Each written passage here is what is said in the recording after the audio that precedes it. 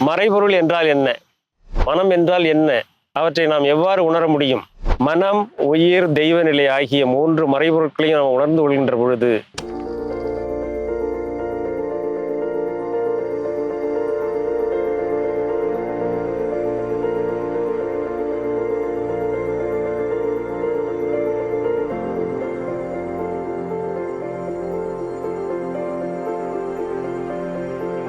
வாழ்க வளமுடன்.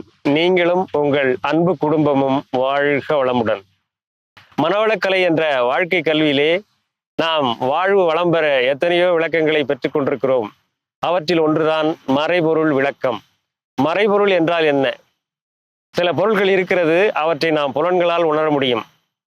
புலன்களால் உணர முடியாதவற்றை கருவிகளை கொண்டு உணர முடியும். ஒரு உதாரணத்திற்கு, காற்று இருக்கிறது, அவற்றை நாம் கண்ணால் பார்க்க முடியாது, ஆனால் தோல் மூலமாக உணர முடியும். அதை போல ரேடியோ அலைகள் இருக்கிறது, அவை நம்மை சுற்றிலும் சென்று கொண்டிருக்கின்றன, ஆனால் நமது காதால் கேட்க முடியாது. ஆனால் ரேடியோவை வைத்து நாம் அவற்றை உணர முடியும். அதை போலத்தான் செல்போன் டவரிலிருந்து வருகின்ற அலைகளை செல்போன்களை கொண்டுதான் நாம் உணர முடியும். நம்மை சுற்றிலும் அவை இருந்தாலும் அவற்றை நமது புலன்களால் உணர முடியாது.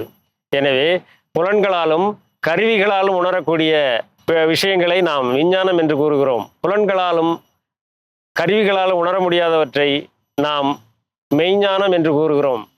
அதாவது அறிவை கொண்டு ஆராய்ச்சி செய்யக்கூடிய விஷயங்களை நாம் மெய்ஞானம் என்று கூறுகிறோம். மனம், உயிர், தெய்வ நிலை, இவை 3ம் முக்கியமான மறைபொருட்கள். இவற்றை நாம் உணர்ந்து கொள்வதால் நம்முடைய வாழ்வின் நோக்கம் நிறைவேற எளிதாகும். நம்முடைய பிரச்சனைகளை தீர்த்து கொள்வது எளிதாகும். வாழ்விலே முழுமை பேர் அடைய முடியும்.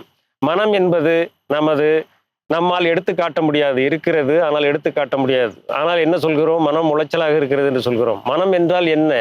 அவற்றை நாம் எவ்வாறு உணர முடியும்? நமது அறிவால் அவற்றை உணர முடியும். உயிர் என்பது நம்மிடத்திலே இருக்கிறது, ஆனால் எவ்வாறு இருக்கிறது என்பதை எடுத்து காட்ட முடியாது. அவற்றை நம்முடைய மனதாலும் அறிவாலும் உணர முடியும்.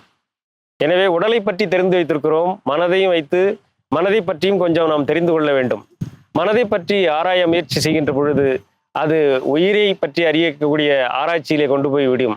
உயிரை பற்றி ஆராய வேண்டும் என்று செல்கின்ற பொழுது அங்கே தெய்வ நிலை எவ்வாறு இருக்கிறது என்பதை உணர்ந்து கொள்ள முடியும். மனம், உயிர், தெய்வ நிலை ஆகிய 3 மறைபொருட்களையும் நாம் உணர்ந்து கொள்கின்ற பொழுது இந்த இயற்கையை நாம் முழுமையாக உணர்ந்து கொள்ள முடியும். இயற்கையை முழுமையாக உணர்ந்து கொள்கின்ற பொழுது அவை எவ்வாறு இயக்க ஒழுங்கு, அதனுடைய இயற்கை ஒழுங்கு எவ்வாறு இருக்கிறது என்பதை நாம் உணர்ந்து கொள்கின்ற பொழுது இயற்கைக்கு ஒத்தவாறு நம்முடைய வாழ்க்கையை அமைத்துக் கொள்ள முடியும். இயற்கைக்கு ஒத்தவாறு வாழ்க்கையை அமைத்துக் கொள்கின்ற பொழுது நாம் இன்பமாக வாழ முடியும். இதனை மனவளக்கலையிலே எளிதாக கற்றுக்கொள்ள முடியும். வாழ்க வளமுடன்.